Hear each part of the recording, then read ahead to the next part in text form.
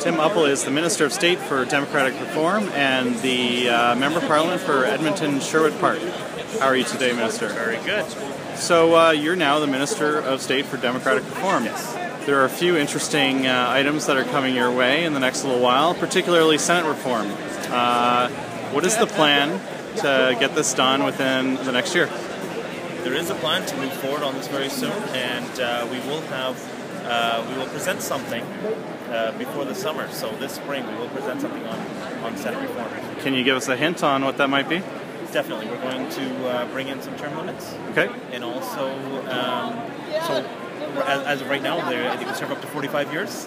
We'll bring something in so it'll be significantly less than that, still meaningful terms, and also a framework for provinces to have a democratic process to elect to choose their Senate.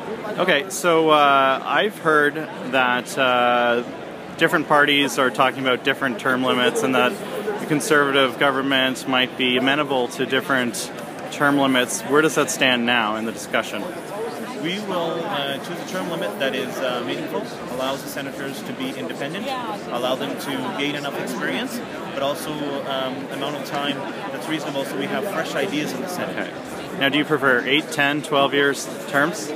We prefer a good term number that will give us all those attributes. Okay. Now, a big block to Senate reform is provinces getting on side.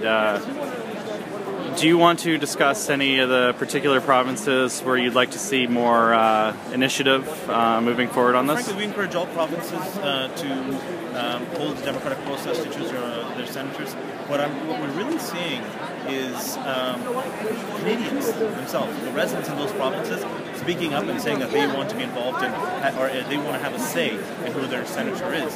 So I think those governments in different provinces need to start listening to the residents. BC, for example, in the past have not been favorable.